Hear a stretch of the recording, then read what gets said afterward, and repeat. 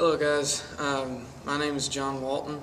I'm the creator of the game Super Sentai Heroes Echizen.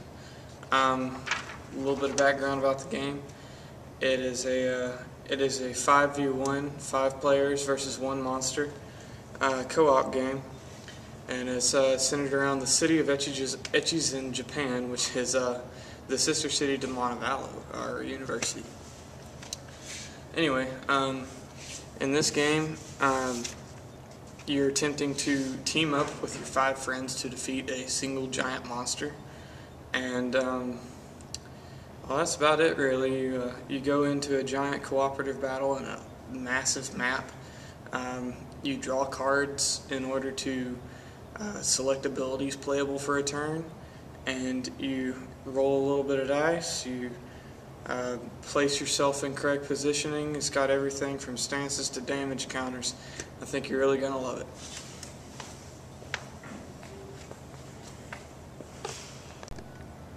Okie doke.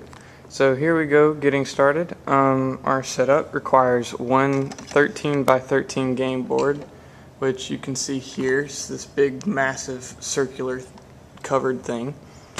And this is the hero side of the board. The heroes will be using this green player piece here.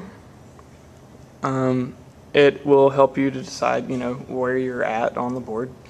There are 5 selectable heroes, including this guy, the Rogue Wolf. We've got the White Falcon. Got Green Gator over here.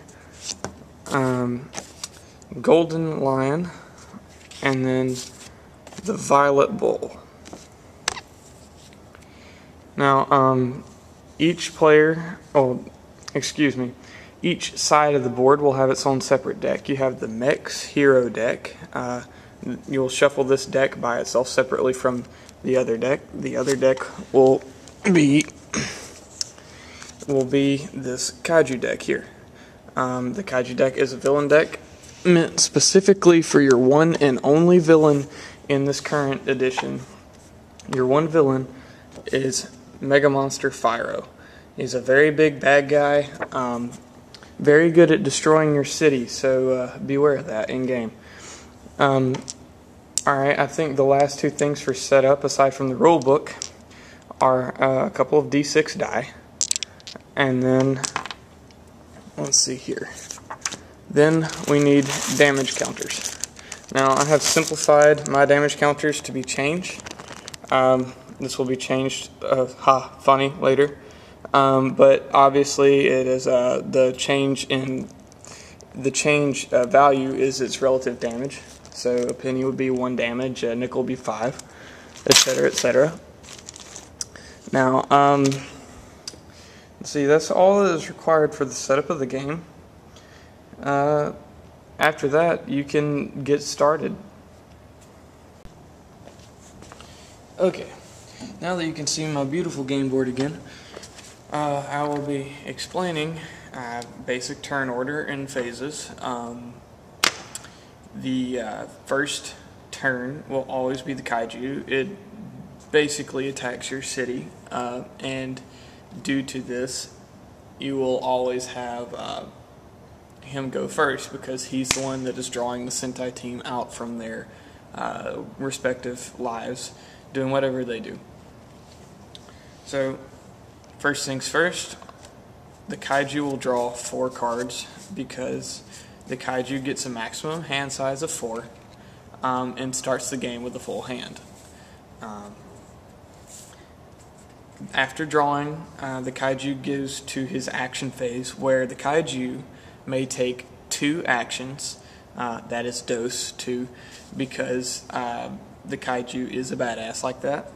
Anyway, the Kaiju has 2 different action types, which actually I believe they both share. Movement is considered an action type, and playing a card, or attacking specifically. Now, the Kaiju may take 1 action multiple times, like playing a card and then playing an attack, or he may move twice, or he can move and then play a card. That is That's the kaiju. So what I'm going to do for the kaiju's turn is I'm going to move him 2 spaces. And before I move into the mech turn, I'm going to just point out that right here is the city's HP damage. Is a little spot for you to keep track of the amount of damage that the kaiju has done to the city. This is an alternate win condition. If he does not kill the mech, he can indefinitely destroy the city of Echizen, and this is something that you do not want. Without a city, there's nothing to defend and no reason to be in that mech in the first place. Thus you lose, etc., etc. Okay, and that is the kaiju's basic turn. Now, over here on the heroes side of the world with these guys, the Super Sentai hero team, they are piloting a giant mech, or a giant robot for those of you that don't really pay much attention to Power Rangers. But this mech is composed of 1 head, 2 arms, and 2 legs. Essentially, ignore the body piece missing. Let's see. Anyway, before the game starts, the hero team will decide whether or not, or which part of the mech that they actually want to be on. The arms, like say I want a Super Sentai Violet Bull. I want him to be an arm for a game. And I'm playing the bull, so I will pick a right or left arm. Doesn't really matter which arm you pick, but the fact that he's an arm is very different from being a leg or a head. These particular differences can be noted based on their ability roll bonuses.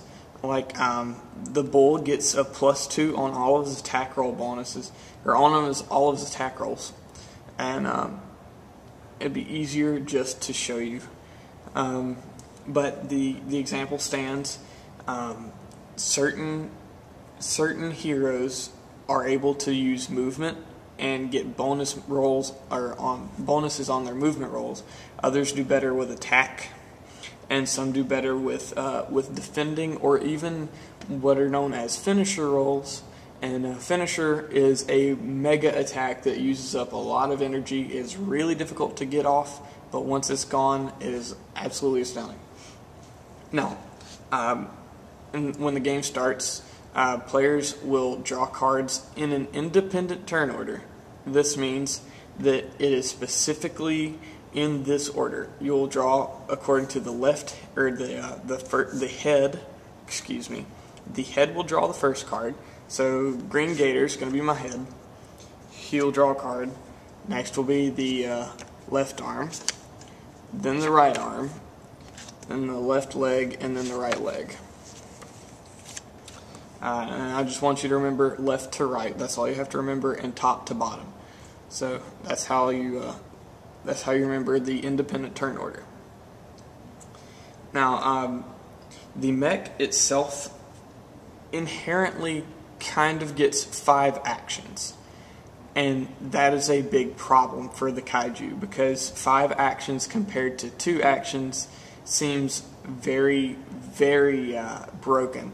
Now, there is a mechanic set into the game after the draw phase for the mech called the strategy phase. This is where the head, my violet bull, or my green gator, blah blah blah.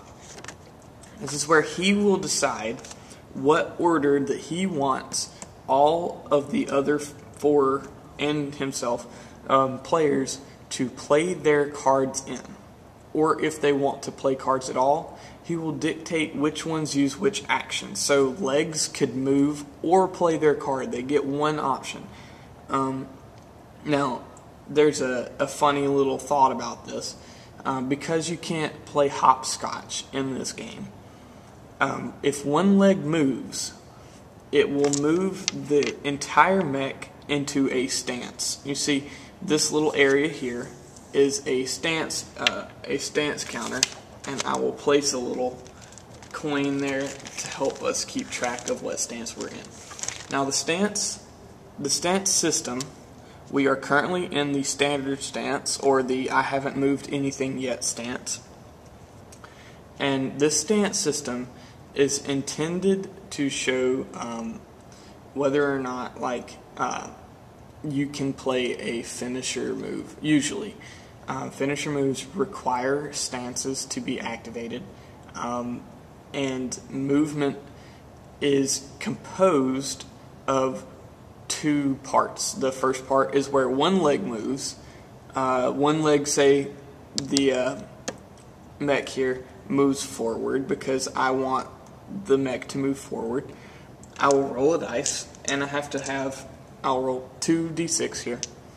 I have to have a minimum of 4 in order for that roll to succeed. If the roll fails, the mech moves nowhere. So I'll roll here. Alright, Snake Eyes. 2 1s. I will not have a mech move, or my mech leg move at all on the first turn.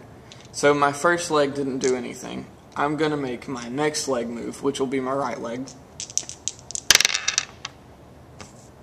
This time I got a 9. So I'm moving into the forward stance. This forward stance means not much.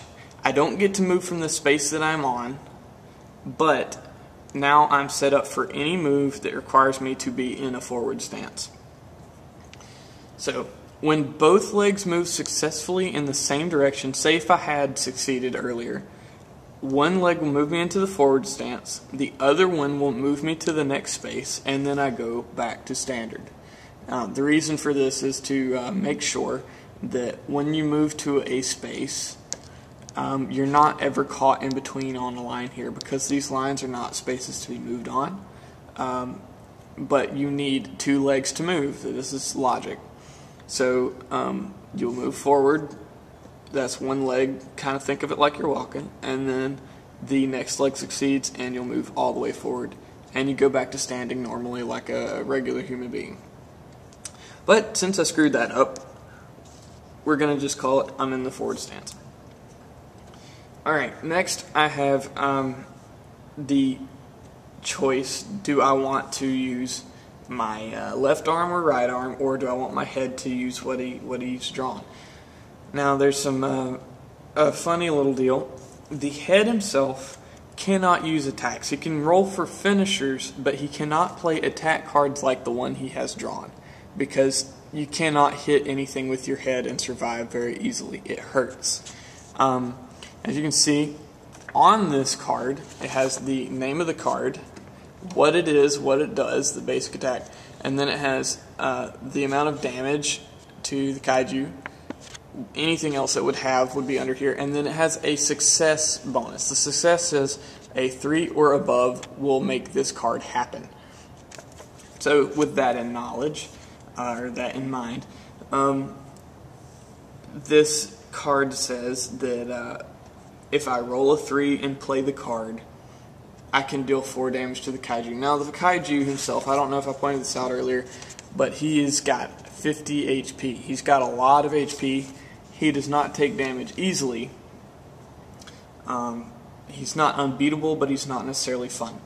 So put simply, I'm not close enough because, like I said earlier, there are no ranged attacks in this game. I must be here in order to hit the kaiju.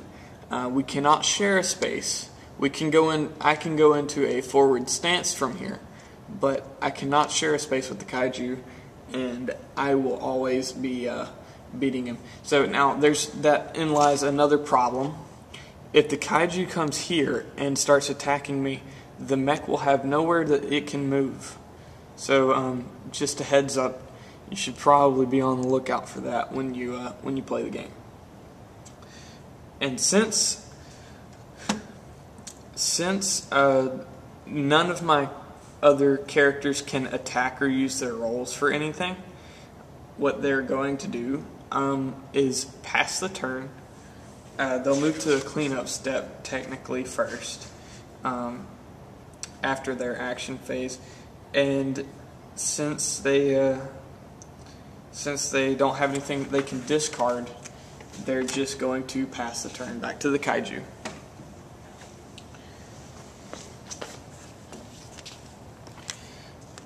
Now the kaiju, when he gets back to his turn, draws 2 cards. This extends the size of his hand by 2, so right now I have 6 cards in my kaiju hand, which is a lot. It is an extreme amount of cards, but I do not have to discard until my cleanup step. After my action phase, I can discard cards. So what I'm going to do as a kaiju, because the kaiju doesn't have to roll for movement. Since the kaiju does not have to roll for movement, the kaiju can, to be honest, the kaiju will play these 2 cards here. These 2 cards are called, they're Stoke the Flames, and what they do is they add an inherent roll bonus, which the kaiju does not normally get. It only has 1 roll bonus, and it's to city damage specifically, not to the mech. But this adds a +2 roll bonus to his next finisher attack, which is listed on the next cards. So success for this is a 6+. So I'm going to try to play 2 of those, and I'm going to make 2 different rolls to try it. I got to play it as it lies. It fell off. Alright. It's a 1. So I got a 1 and a 6. That's 7. The first one goes through, and kaiju will hold on to this card to remind him that he has a +2 on the next time he rolls a finisher move. Now I got to roll for the second one.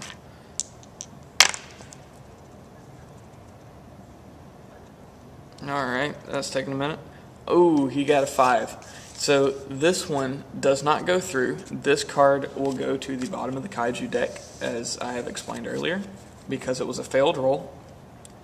The kaiju has used up both of his actions and can no longer do anything, so he'll move to the cleanup or discard step. And right now he's at 4 cards in his hand. He does not have to discard anything. This is called Kaiju's setup. This is what he's attempting to do in order to damage the mech. Okay, back over here in the land of Mech World, we're going to each draw a card because we have to. We're going to do that, that, and this. Oh, cool. Alright, this is really interesting. Okay, since the mech is still in forward stance right now, I can roll 1 movement roll to get to the space, which is very important for me right now because we are in the strategy phase.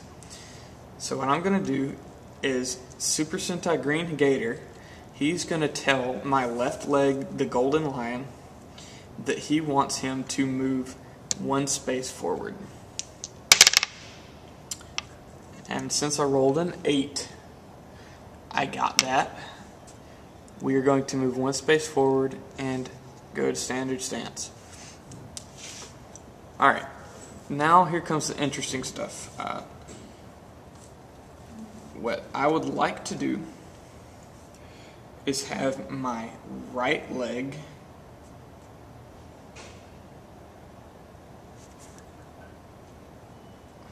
actually that's a good question. I would like to have my left arm use up his mech strike, which is an attack directly to the kaiju. I must roll 3 or above to get it. I got a 4, look at that. So I'm going to use my mech strike. Kaiju is going to take 4 damage. Now what that looks like is this. Hold on, give me just a moment. 4 damage equates to 4 damage counters, and they'll sit right next to the kaiju. Here we are. So 4 damage counters, or at this point pennies, will sit on the kaiju's HP. So he has 46 HP right now. That's 4 less than 50.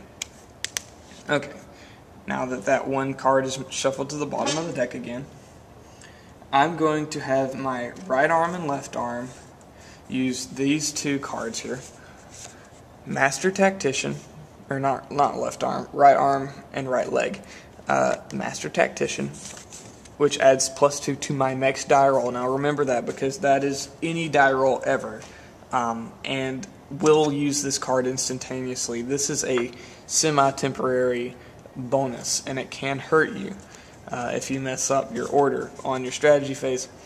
And then I'm going to use extra initiative to add one more. So my next die roll for my mech is going to get +3.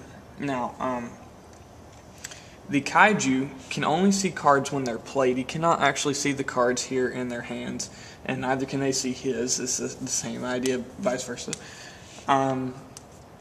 With that in mind, these cards will be played at the end of the turn before the cleanup step, and in that case, the kaiju might be getting weary. So just a heads up. I'll pass the turn and go back to the kaiju. Okie doke. Alright. So now back in the land of evil, the kaiju will draw 2 more cards. And then, excuse me. Now the kaiju will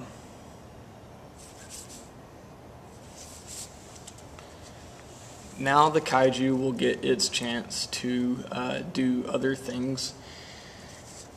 What he's going to do right now to be complete, to really kind of get the message across that he's a monster, he is going to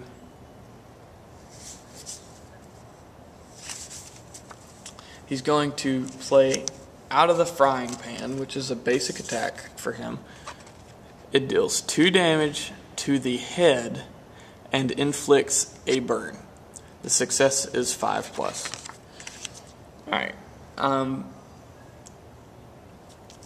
Right now, what I have not mentioned is that the reason that the mech is allowed to choose which part plays what cards or takes what actions is because the head is alive. If the head gets KO'd, the mech will fall down to the independent turn order, and will be everything that happens will happen head, left arm, right arm, left leg, right leg. There's an issue with that, because if you cannot choose what order you do things in, then you are at the mercy of randomness of the cards that you draw.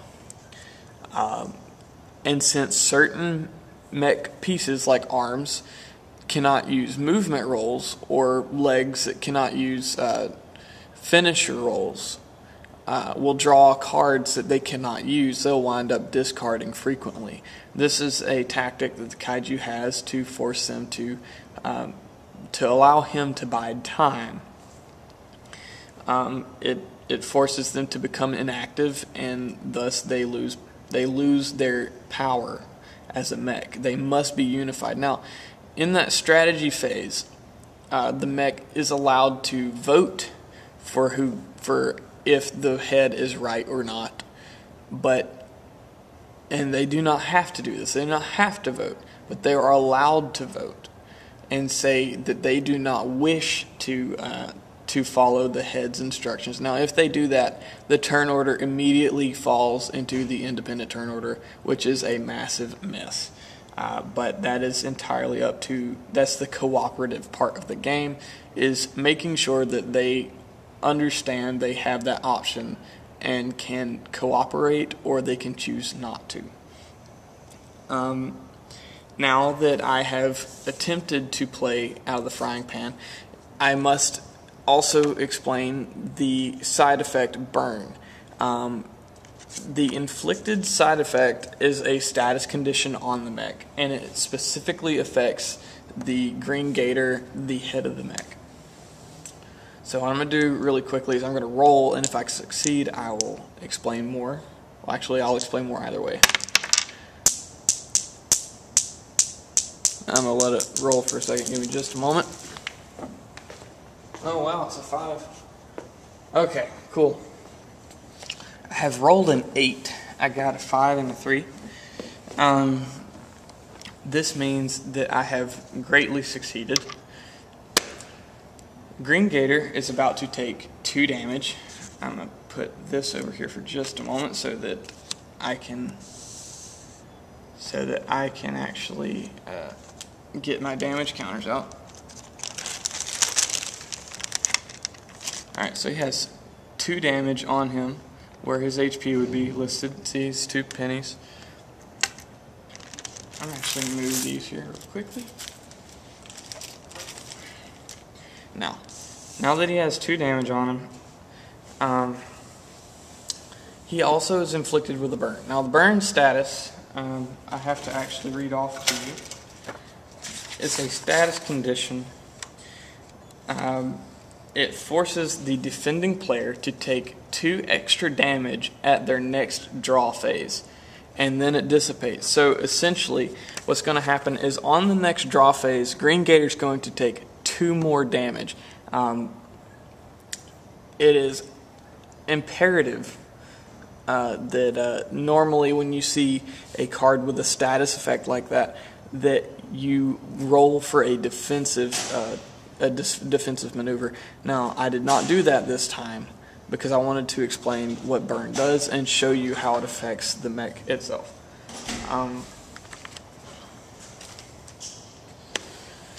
Okay, so after playing out of the frying pan, this card will be put down into the bottom of the card deck here. Now that I have done that, the kaiju, will be rolling, and what this means is whenever the kaiju does successful damage to any part of the mech, he rolls to do damage to the city itself. Now, how much damage he deals is dictated by the roll itself. Give me just a moment.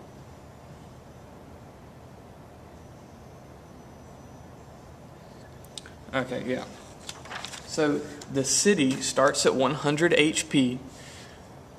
The kaiju will roll, and his roll will deal exactly the die roll to the city HP and damage, plus 5 city damage, because that is his only inherent roll bonus, is to get plus 5 city damage, which is extremely painful to the city.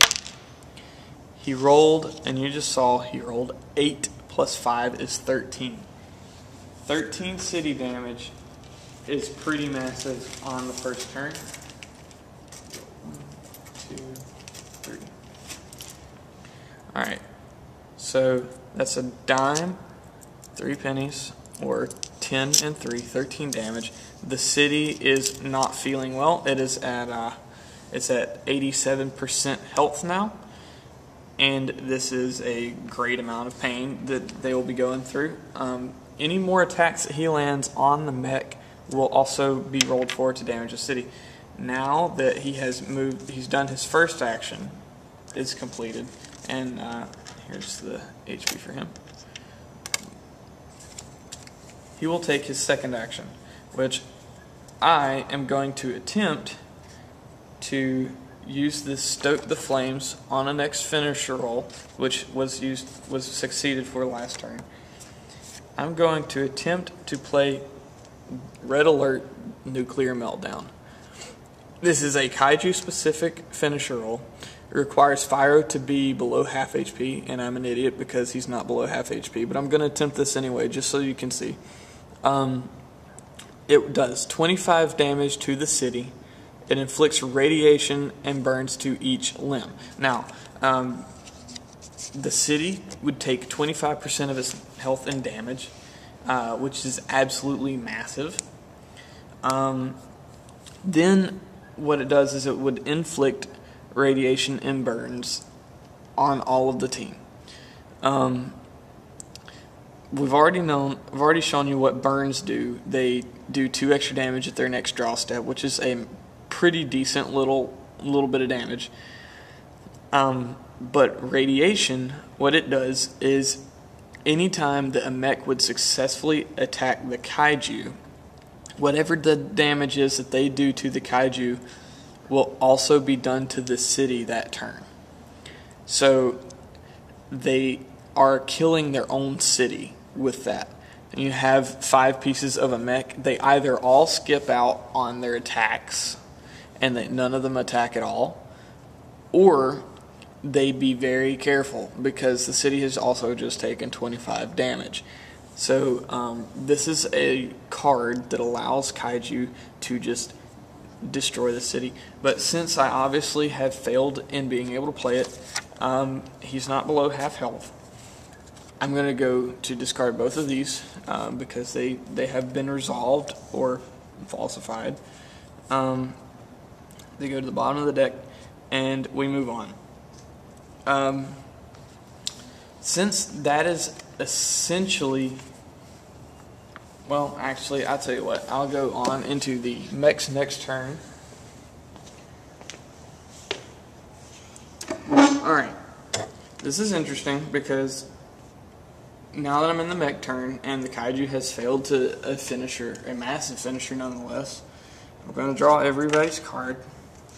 And this is also a good turn because this is turn number 3, which the mechs, each Sentai hero is only allowed to have 3 cards in their hand at a time. Now, where the kaiju has a maximum hand size of 4, these each have 3. So 3 cards each, which is rather terrifying if you really think about it. Green Gator will take 2 extra damage because of his burn, and his burn is resolved. Now, just for an example, Green Gator's HP starts at 14. He is now at 10 HP. Each part of the mech has a rather small amount of HP compared to Pyro. Added up total, I believe they have about, let's see, that's 10, that's 28, plus 12 is 30, 40, they have 54 HP total. So that's literally just above what Fyro has for HP, and that's sort of where the balancing and fairness comes from, is that they have only HP in numbers, but can be destroyed very quickly by estimates of about 10. Anyway, since they're at their maximum hand size each, this is a very important turn because they cannot use anything without wasting these 2 roll bonus cards that they used last turn, which are just going to sit over here on the side until they're used. Now, what I would do as a Sentai warrior, I would have my left leg Golden Lion use his extra initiative to get another roll bonus really quickly. So now I have a +4 on whatever my very next roll is going to be.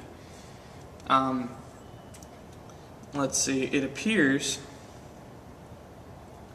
that I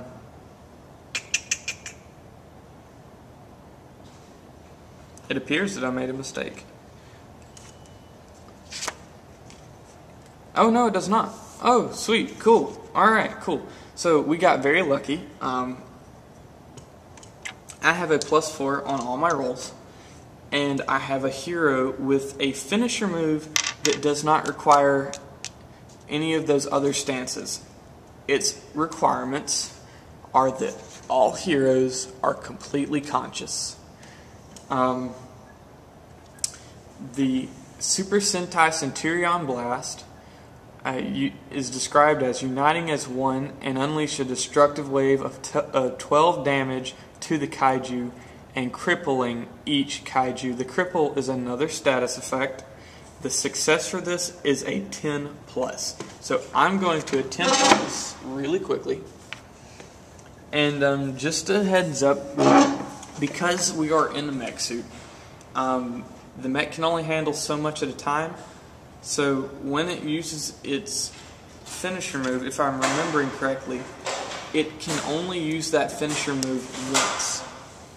Afterwards, the finisher has resolved and the mech must pass turn. So in that case, I'm going to read off what a crippling effect does. The cripple forces the defending player to skip their next action phase. A cripple prevents the other player, or the kaiju in this case, from ever using his next action phase, which is a massive problem. So I'm going to roll, and hopefully my +4 will help. I need a 10 plus. I actually just got 6 plus 4. I have succeeded my roll, and I just did 12 damage to Fyro, and he has been crippled for a turn. Fyro is going to dislike me a lot for that,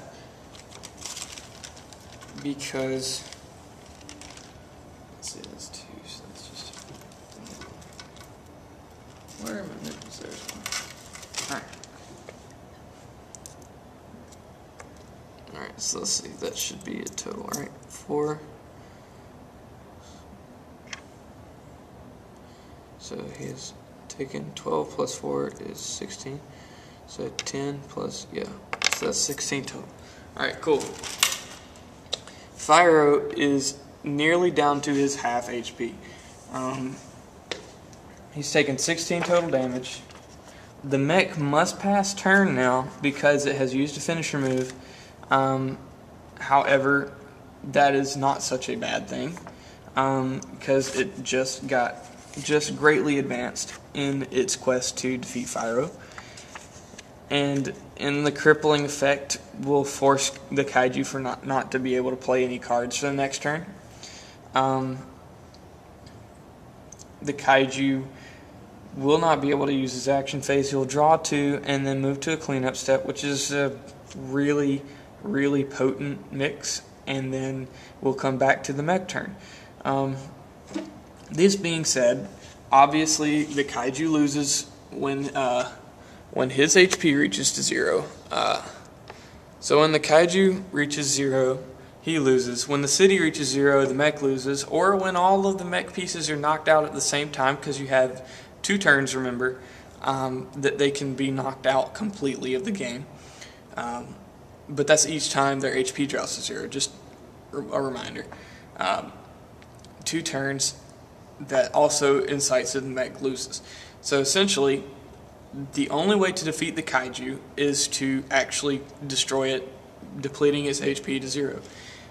However, the game is intended to be completely cooperative. The mech and the kaiju are separate entities. The kaiju will also need a player, so this is a 6-person game. It's a lot of fun. I have been able to play test it a few times, and even I'm not just being biased here, but the entire game itself seems to be a little long, maybe about 35 minutes or so, plus, give or take. But the beta is officially open to the public, and it is preparing for expansions. So if you look at the game board and say, that's a little weird, trust me, you're going to enjoy it later. Well, I hope you enjoy it. Please like it, and good luck finding it in stores. Lock and load, heroes.